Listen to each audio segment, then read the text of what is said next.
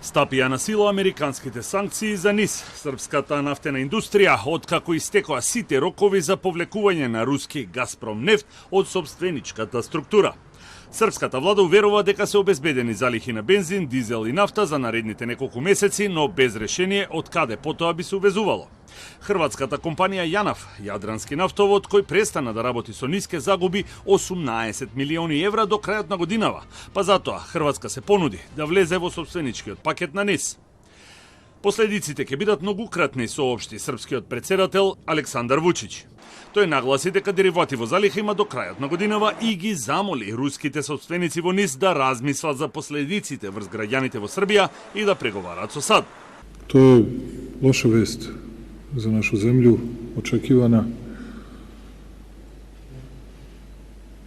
И таа вест е вишеструко лоша за Србiju. To nije pitanje funkcionisanja samo jedne kompanije. Ja ću vam sada reći kakve to sve posledice nosi.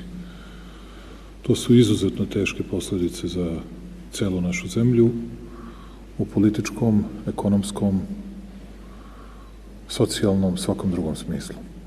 НИС е најголема енергетска компанија во Србија, контролира повеќе од 80% од пазарот на нафтени деривати со единствена рафинерија во Панчево и преработува сурова нафта, што во најголем дел доаѓа од Русија преку Хрватска или Унгарија.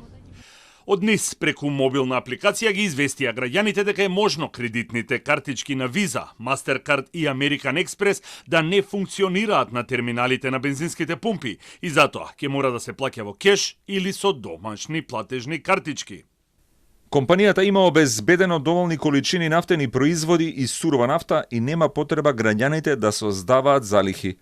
Компанијата вложи напори да обезбеди доволни количини на сурова нафта, што е исклучително важно за нас за понатамошно производство. Дали топланите ќе има доволно енергенци, дали домашната банка, поштанска штедилница ќе ризикува да биде исто така под санкции ако не може да се плаќа со странски картички. Ова се само дел од прашањата кои ги поставува експертската јавност во Србија. Ja se plašim šta će se desiti za nekoliko meseci kada se rezerve potroše i sirove nafte i derivata, jer mi nemamo kapacitete za toliki uvoz benzina i nafte i dizela. Mi smo do sada kroz Jadranski naftovod dobijali naftu, prerađivala se u Pančevo, odakle se vozila kamionima do benzinskih pumpi. Sad će sve to morati da se uvozi iz Mađarske, iz Bugarske, iz Rumunije, iz Austrije, ko zna odakle. Хрватска е директно засегната бидејќи голем дел од увозот на нафта за НИС оди преку државната Јанаф, која само до 31 декември ќе загуби 18 милиони евра.